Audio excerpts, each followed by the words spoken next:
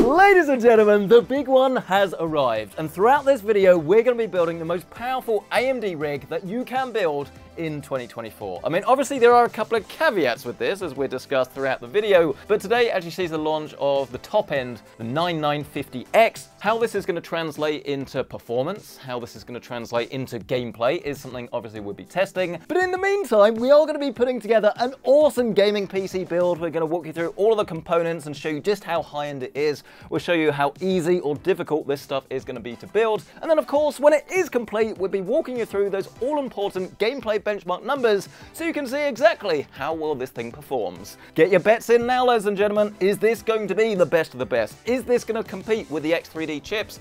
Or is this going to be very similar to the 7s and the 5s where they're okay, but they're not worth the money? Stay tuned to find out absolutely everything you need to know, and for our full build... Our full build right after a short word from this video sponsor. Full build! Meet the new Gigabyte G6X, a crazy powerful yet affordable gaming laptop that oozes luxury. This mighty machine packs up to an RTX 4060 laptop GPU and an Intel Core i7-13650HX CPU, allowing you to dominate in your favourite titles. Combine this with a huge 16-inch 165Hz 16:10 display with ultra-slim bezels, and you're going to fall in love with PC gaming all over again. Feast your eyes on this gorgeous laptop today, with the link down below. Rightio then, what exactly is this and should you care? Well, essentially, in a nutshell, this is the top-end Ryzen chip that's aimed more for productivity and gaming. I mean, the problem is, right, we start with the elephant in the room once again, is that the X3D chips exist. But when you compare it to the price of this, that we still currently don't have because AMD haven't given it to us, Editor Carl, what's the price? Thank you very much. This is a lot more expensive, and I would actually wager, we'll see from benchmarks a little bit later, this is not going to be as fast as a 7800 X3D. So clearly, if you just want the absolute fastest gaming CPU, this isn't the one to look at. However, if you want just a fantastic all-round system that has very similar performance, maybe you want to stream, anything really like that that's going to use a lot of multi-threaded capabilities, you're going to use all 16 cores, 32 threads, obviously this thing is going to be fantastic for that, and gaming. Now, it definitely is worth noting that there are going to be some new motherboards coming in the coming months, but at the time of filming, they're not here yet. The 800 series, there's not like a drastic difference really, so if you can save yourself some money, it's not a bad option. The one we're using here today is from ROG. This is the B650E-F. If you want to go for X670, that's absolutely fine. You get a little bit extra bandwidth, but for what most people are going to be using their computer for, even if it is for productivity, I would still wager that this is more than enough board, and obviously it saves you a little bit of money, so you can put it into a more expensive graphics card or more RAM or something like that. One of the key things that you do need to look out for, besides obviously Wi-Fi capability, is actually this little thing here, the BIOS Flashback button, because if you are going to use a 9000 series chip without already having one to upgrade from, then obviously you are going to have to use the USB BIOS flashing utility, or you'll find that you won't be able to get into your PC, it won't boot, you need to update the BIOS on this, but we'll show you how to do it a little bit later in this video. Getting your chip installed is pretty much as plain sailing as always. Just grab your board, drop it down on top of the box, it is a lot easier to work with, and then you can grab your chip out of the box. Obviously, it's worth bearing in mind that most of them these days don't actually come with coolers unless you're looking at a lower end CPU, so you will need to buy something else. We've gone for an air cooler here today, and obviously we'll show you how to put that on, but if you want to go for like an all-in-one or something, it's always worth checking the mounting now before you get it in your case, just to make installation as easy as possible. But there is our Ryzen 9 9950X.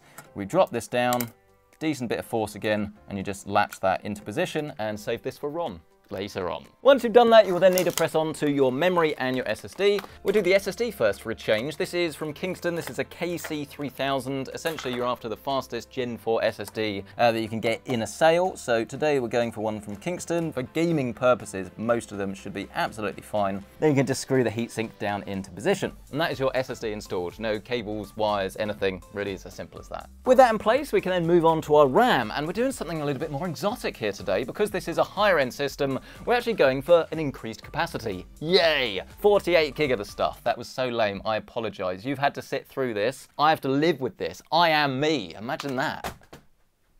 And I've just dropped my RAM on the floor. Normally I'd recommend that you go for an Expo kit, but this Corsair Vengeance that we have here today is actually XMP, but it should be okay, because in terms of timings, this is actually CL30, and it's running at 6,000 megahertz, which is pretty much the sweet spot for AMD. You can go faster now. That is one of the main benefits of Ryzen 9000. Installing this is very straightforward. We are just going to drop this down into position, but I'd recommend gamers go for 32 gig of RAM. You can always upgrade it later, whereas if you know you're gonna obviously need loads and loads, you're, I don't know, video editing in Premiere or something, then 64 might be right out the gate, but for more general purpose, productivity, high-end stuff, 48 is probably the right amount. And then at this point, we can actually do something a little bit different. I know, we're going for an air cooler because I've used this case quite a few times on the channel. This is the Lancool 212. I love this thing. Price to performance is probably the best all-round chassis. It looks incredible. You don't have to buy extra fans for it. You've got loads of airflow with these. Are they 160s or 180 fans on the front? I love this thing. It's awesome. Current pricing, by the way, on everything is always linked down below in these videos. And you'll see for yourself that actually in terms of value, when you compare it to pretty much any other chassis, you get so much for the money and is also really well built. But anyway, this isn't meant to be a tangent about the case. I just thought this would be a perfect match for it, and we haven't done an air cooler in ages. And let's be honest, if you're going for productivity, chances are it's going to go onto your desk. You're not so worried about flashy lights and RGB. This is the Dark Rock Pro 5 from Be Quiet. This was a little bit expensive at launch, but I think it has at least come down slightly. So we have a central fan, because this is a 2 or 3 fan system, and this literally just slides down into position and lines up to make the whole installation a lot easier, which is quite nice. Then we can remove the default AM5 mounting hardware. It's just a couple of screws, and then obviously those 2 brackets will come out. Then you just need to grab these little spacers and place them on top of the holes. Then place the AMD bracket on top with the screws. Then you can pick up your cooler and remove the plastic protection. Pick up your thermal compound. There's a little pea-sized amount in the middle, should be sufficient. Lay it over those brackets. Then with just a little bit of force, do one of the sides, meet up with the other. The final piece of the puzzle is just to put the last fan in the middle, and then get the loose end and just find the CPU fan header on the motherboard, which is just above the cooler. And then that is our motherboard now complete. But let's move on to the chassis. So we've obviously already touched on this. The glass should just remove like that. Not the largest panel in the world, but that is deliberate because it gives you this bit of mesh down the bottom, which not only makes it, I guess, a little bit cheaper to produce. I actually think it makes it look better because obviously if you want to hide cables and things down here, it's easier to do that. And if you are unfortunate enough to still have some hard drives lying around, obviously it means you get a little bit of extra ventilation down there. And then as you can see, you've got ample room really for cable management. There's not actually that many channels and things here, but because most of it is solid, you can kind of make it up as you go along if you want. There's a decent amount of room as well if you do want to add like controllers and things. But the other thing I like is that you do get an addressable RGB and a fan hub right at the top, right out of the box in this particular version as well, which means, again, cable management is easier. You don't have to rely on third-party stuff. But let's actually proceed to get our motherboard installed. You can see I've, again, used this case a couple of times before, so you will probably have... I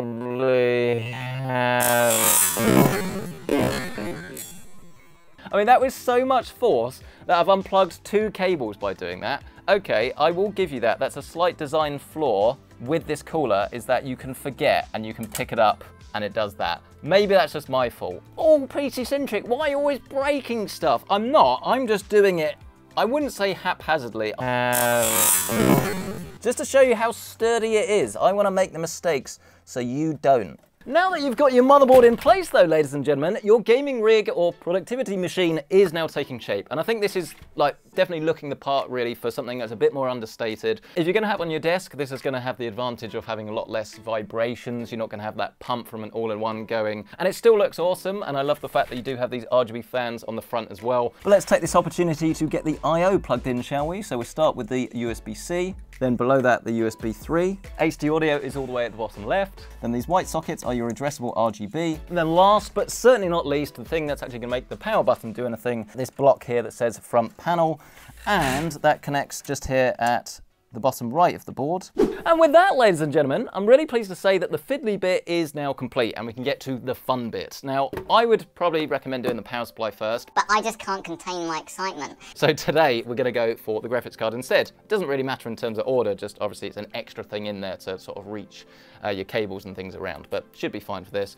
This is the best AMD graphics card really you can get. Obviously, loads of different SKUs. This one is the ASUS TUF, which as you can see is absolutely huge. I mean, here's my head for scale. Especially if you need VRAM or something, this is the cheapest way of getting 24 gig, and you will know about your workloads better than me, whether you need to go for AMD or NVIDIA, but from a gaming point of view, as long as you're not too fussed about ray tracing in every title, I think you're going to fall in love with this thing. Once you've got that clicked into position, obviously you will need to screw it down into place so it doesn't move about. A lot of big cards will also come with a GPU support bracket. I don't use them because we don't have the rigs up long enough for it to be an issue, and it obviously changes the look, but it's entirely up to you. This bit might just fall down a little bit if you don't use one. But now that that's in position, we really can move on to my favorite component, which is the power supply. This one isn't like going to cost an arm and a leg, roughly about £100, give or take, depending on when you're watching this. RM850E, so it's high-end enough that it's going to like support our graphics card. If you're going to do a lot of overclocking on the CPU, I'd probably recommend looking at 1000 watt. If you're going to upgrade to like a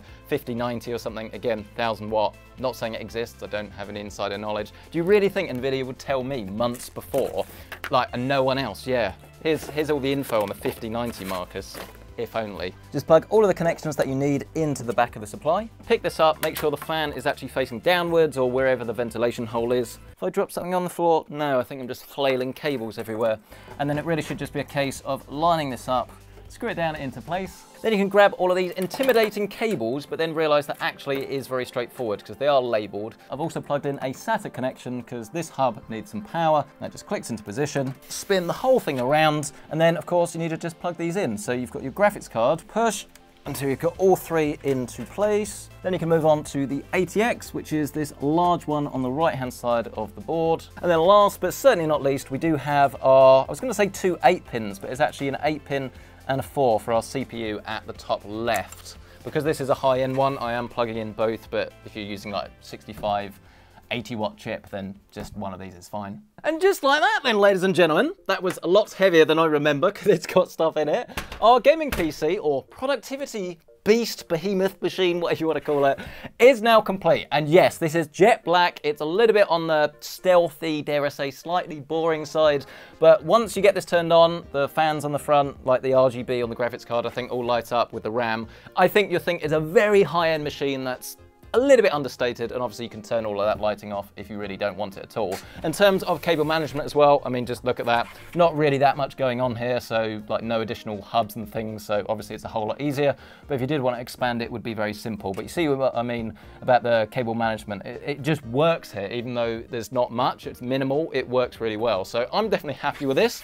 So obviously, let's get this turned on, see if it works. Obviously, we will need to grab ourselves a monitor, keyboard, mouse, and of course, the PC Centric mouse mat. Grab yours today with the link down below. I am sorting out a sale for this, so if it's still live, you can find the sale price down in the description. Get yours today before it's too late. Be like missing the bus. You'd be in the rain, all sad, with no mouse mat. Now, of course, unfortunately, we're not out of the woods just yet, because of course we do need to flash this BIOS in order to get something to work. And I would always recommend that you do have a monitor powered on, plugged in, ready as well, just because some boards will restart and then you can actually obviously see if it's working. Whereas if you don't plug in a monitor, you kind of just got to guess by the lights and like give it a load of time. Instead, just make sure you grab your USB flash drive. So this particular BIOS, I've downloaded it from the, I almost said Gigabyte, the ASUS website, and then I'm just inserting it into this BIOS port on the back. Find the BIOS Flashback button, hold this down for 5 seconds. You then get a little light that will come on the back of the board, and this is going to flash. If it stays solid, then that actually means that something is wrong. Probably that you've downloaded the wrong BIOS or you've not renamed it properly on the USB flash drive. But as long as you follow the instructions, ASUS especially are actually quite good, you should be fine. Just wait for the light to go out. Let's see if this works. Well, we have some lights, there we go, like our lovely ARGB fans on the front doing its thing, but hopefully that means it's done, and yes, indeed, we are now cooking fully on induction. So it's just a case really of going into the BIOS, making sure our XMP is enabled, putting a tuned fan profile on this, at least setting it to quiet, or obviously setting something up yourself. Let's save and exit, and then assuming that our RAM actually takes those timings, we should restart, and because I've already installed Windows on this, it should just load straight back into that. But obviously, if you're building this from scratch, you need to download a copy of Windows from the website, put it on a USB flash drive, whack it in the back, and then it will automatically install for you pretty much. You just follow the on-screen instructions, as you should be seeing. everything from this little overlay and the video you can find in the top right corner of your screen. And so then everyone, through the power of what I must admit is a very relaxing weekend, because we gave the puppy to someone else to look after. But it's back now, and it's already sorted itself in its crate overnight. Happy days. Anyway, moving back onto the thing that's probably more important, which of course is the 9950X and our gaming PC rig. And again, as I say, I think it's a beautiful looking system. It's not going to win any awards for the most out there gaming PC, but I think it looks fantastic regardless of whether you want a gaming rig or productivity. But we've got everything set up now, so let's jump into the games. And this, of course, for many people was the big title of last year. This being some Starfield, and this was actually a big title for AMD as well. So in theory, it should run very well on our all AMD system. And to be fair, indeed it does. We're currently getting about 90 to 100 FPS. This is actually a little bit more of a demanding bit in the game as well. I must admit that that was one of the things actually that did annoy me about Starfield, is just how much variance you get depending on where you are in the game. Like a cave you could get 40, and then outside you can get 100. But if we go into the options menu and actually see what we've got here, well, we've got this running at ultra settings, but we do have FSR 3 enabled, frame gen off, but we will test that in just a second. I've now turned the resolution slider up to 74%, so the game is definitely a little bit sharper, but not, I wouldn't call it night and day, but if you've got a bigger TV or something like that, or one of these like 48-inch monitors, yes, that's definitely going to make a fair bit more sense. If you just want to scroll down into the options, you'll find FSR 3 for your upscaling, but it's this one here that says frame generation, and then you can enable this, and as long as you have the latency in hand, then you should be able to have an even smoother frame rate, but you will see that the latency will go up slightly. So it's a little bit of a weird phenomenon, again, if you haven't used this before, because normally when your frame rate increases, your latency goes down, but when you're using this, it's kind of like the inverse. So as long as you've got a decent frame rate to start with, I find that it does actually work quite well. But I would still say that this is very, very playable though, especially in this single player title. It's not competitive. I'm not feeling like there's a big delay as I move the mouse, but obviously you do want to be aware that this could potentially be an issue if your frame rate wasn't very high in the first place. But moving on to our next title, and indeed one that's also set at night for some reason, it's just the way that the saves have gone. This is an absolutely stunning and gorgeous game. This is Ghost of Tsushima. This is of course a converted PlayStation 5 game, and it runs remarkably well on PC on most hardware that I've tested so far, regardless of whether it's AMD or Nvidia. And as you can see, we're getting a very, very nice frame rate of around about 125 frames a second or so. So you're not going to have an issue regardless of whether you're using this keyboard and mouse, like high refresh rate monitor, high resolution. But yes, this runs really, really well. And this is actually also another one of those titles that does include FSR frame generation. So if we go into the options menu, FSR frame gen 3, turn that on, and then as you can clearly see, there is a monumental improvement to the frame rate. Again, you're going to have a little bit extra latency with this, but surprisingly, I find that you do actually get a higher frame rate increase on AMD when you turn frame gen on with their system rather than Nvidia's. I'm sure there's like a backdoor reason for this. There's probably more going on with Nvidia's in terms of quality and making sure every frame is correct, but you can clearly see here that the tech does work quite well. But ladies and gentlemen, I now think it's time to actually move on to our multiplayer titles, and I am Jumpmaster. So let's jump out of our plane and into our world of Apex Legends. And again, we are running this at 4K, so this isn't necessarily realistic for this type of game, but when you're getting around about 280 FPS, I almost don't believe that, 230 to 280 FPS or so in Apex Legends, you don't need to turn it down if you do have one of these like super high-end 4K 240Hz OLED monitors or anything like that, and you'll actually be able to, for the most part, saturate them, which is very, very cool. I mean, even in a big open space like this, look, we're still getting around about 250. That is remarkable, actually. I mean, one of the things that AMD does very, very well on their graphics cards is just kind of like the brute force approach, really. And while Nvidia obviously have a lot of software features and they do lock those behind a paywall, rasterization performance is definitely something that works really very well on AMDs. Oh, but I know, there's only one title you guys are properly interested in for two reasons. Firstly, it's probably what you play, Call of Duty Warzone, but then also from a CPU bottlenecking perspective, I think this is probably one of the most important titles out there because, okay, if you're bottlenecked in one single player game that you play through once and forget about it, doesn't really matter, but something like Warzone that you're probably going to be playing all of the time, you need to have a good CPU, and this is definitely something we've seen a lot of bottlenecking on before. So in terms of frame rate, we're definitely getting a lower FPS figure than we had with our 4090. I think this is to be expected, despite the fact that AMD does actually run Call of Duty rather well. This is running at 4K, but we do have FSR set to quality. So I'd probably turn down some of the settings in general because we're running this at the extreme preset, but it does give you an idea of what the game can look like at absolute max settings and how this GPU and PC in general will handle it. And it's interesting as well that when you have a look at our CPU utilization, it does look as if a lot of the cores are parked. They're not really doing anything, and it's all being handled by the initial CPUs. And I will say as well that even though a lot of games aren't going to take advantage of more than 8 CPU cores,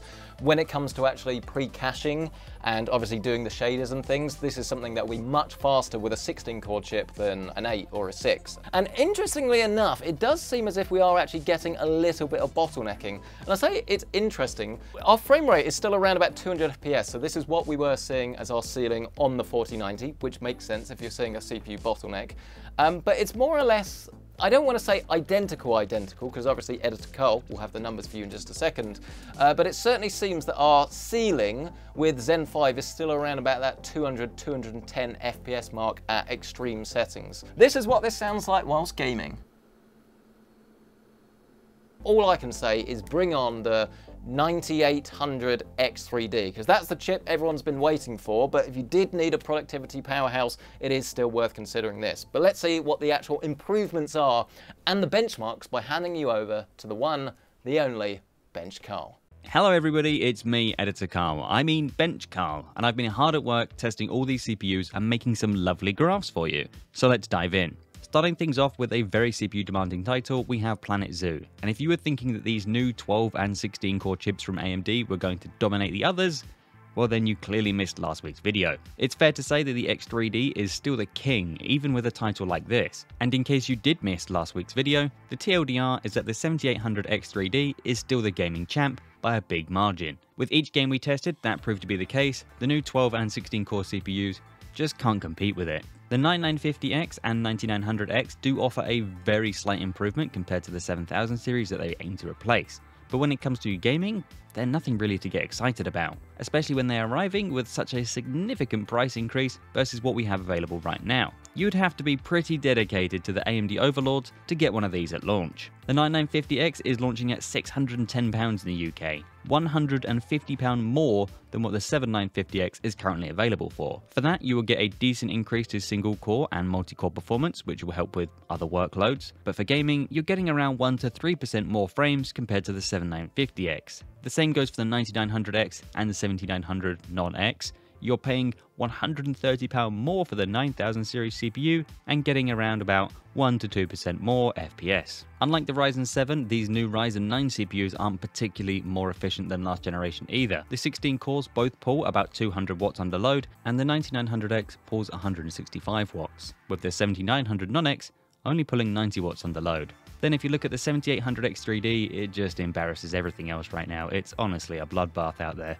Now, I'll be honest, I've seen a lot of talk about the efficiency from these new chips, but it's not entirely valid, because we already had 65 watt non-X variants of these CPUs, other than the 16-core version, which were all performing about the same as the X variants anyway, just running cooler, quieter, and using less power. Honestly, these new CPUs have been extremely underwhelming to test, and if you were looking for one to purchase, I'd encourage you to buy a 7000 series CPU instead, or wait to see if Intel can muster a comeback with their upcoming Arrow Lake CPUs. If AMD had offered more cores at each price bracket, for example the Ryzen 5 becoming an 8-core, the Ryzen 7 becoming a 12-core, then I think a lot of people would have been more enthusiastic about this launch. But when you release a new product 2 years later and it's 1 to 3% better than before in gaming, and costs a big chunk more than the old ones in real world pricing, it's extremely disappointing. So as we said last week, these CPUs aren't bad.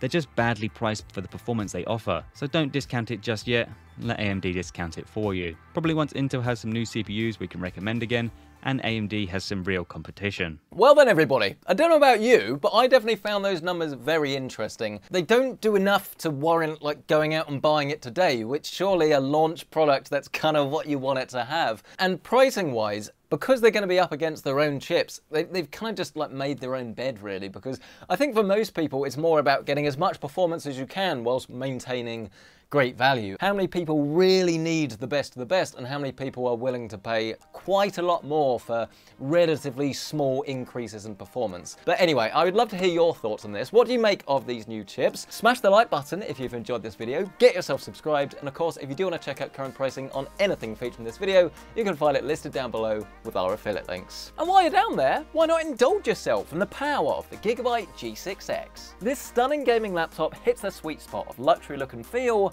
combined with powerhouse gaming performance and immersive Dolby Atmos audio. Its beautiful display has an incredible 90% screen-to-body ratio, and the RTX 4060 laptop GPU not only brings jaw-dropping frame rates, but also accelerates AI applications with a mighty 233 TOPS of processing power. Level up your Battlefield today with the Gigabyte G6X. Learn more with the link down below. But thank you so much for watching this video. We'll catch you in the next one.